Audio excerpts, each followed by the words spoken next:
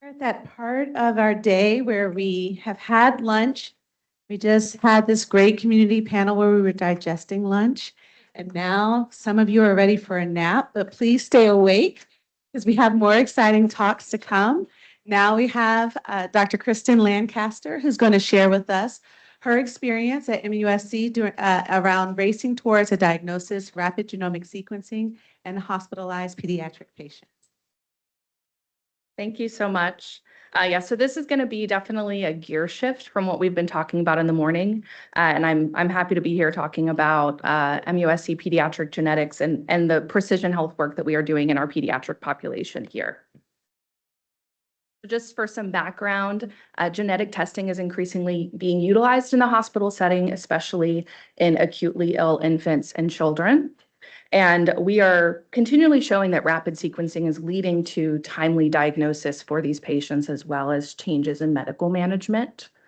And multiple studies have shown that diagnostic yield of exome or genome sequencing is ranging from 25 to 40%. And finally, the biggest battle we're dealing with is turnaround time to results. So these are obviously medically actionable results in some cases, and so having those results back as quick as possible. In the literature standard, we say rapid is 10 to 14 days, and ultra rapid is 2 to 5 days. So with our group here at MUSC, we've been doing rapid sequencing since January 2021. So we looked back at our data from January 2021 through this January 2024 of our pediatric patients that were recommended to have rapid, usually exome or a panel by our clinical genetics consult service. And we assessed the following information. So the diagnostic yield we obtained, the turnaround time to results, and finally, whether there were changes in medical management. So these are our results, kind of the nitty-gritty of our combined diagnostic yield was 36%, and that was out of 53 patients in those 3 years. Breaking it down, the majority of those were exome sequencing, so we had a 28% diagnostic yield, while we used phenotype-specific targeted panels that were rapid as well. And that should say 6 out of 7, not 77. And then for our combined average turnaround time, that was 17 days, with the exome being a little bit quicker at 16.5 days compared to the panel, which was a 22-day turnaround time. And I'm not going to go through these for the sake of my 5-minute lightning talk, but you can see the variety of diagnoses we've made from more of your classic genetic conditions like Noonan syndrome or Cornelia de Lange, but also very rare metabolic conditions like glycine encephalopathy. And just to highlight here, we did have one patient that had a dual diagnosis of both nail patella syndrome and HHT. And then to highlight also that we have stars here for those that had variants of uncertain significance, meaning it relied on the clinical geneticist going back and reviewing that case and the phenotypic information to solidify that final diagnosis for the family. And then here are our rapid panel diagnoses. I'm happy to talk more about these as well, but you can see a variety.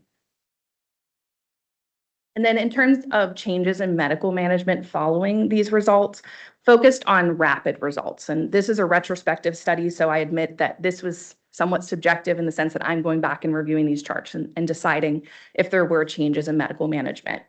About 42% had changes in surveillance or their supportive care. So whether you're following management guidelines for that diagnosis or reading papers about it. And then about a quarter of them did have changes in medication or diet, and those were especially those patients with a metabolic condition or inborn error of metabolism. And then I argue that transitioning for a family deciding transitioning to hospice or supportive care is still a change in medical management. And that was up to 21%. And then unfortunately, we did have 2 patients in the study that died prior to results returning.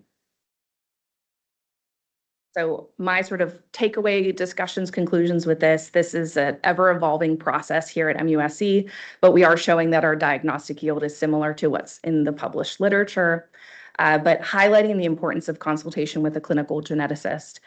So we are intimately involved with the phenotype characterization and making sure that gets reported to the lab, as well as choosing which type of test. Could we go broader? Can we just do a small, even just do a karyotype or microarray? I didn't include that data, but that goes into it as well.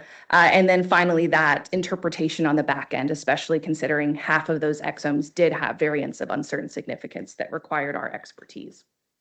We're demonstrating changes in medical management, and I know our neonatal ICU has been utilizing our services even more because they're seeing that benefit. But we are continuing to work on our turnaround times, and the number of patients we have undergoing sequencing is actually kind of exploding. So just running the numbers in the past week, this year alone, since February, we've run over 50 rapid exomes. So hopefully we can come back next year with some more data. That's all I have, and this is just part of my team now. So we have some new genetic counselors, and thanks all for coming.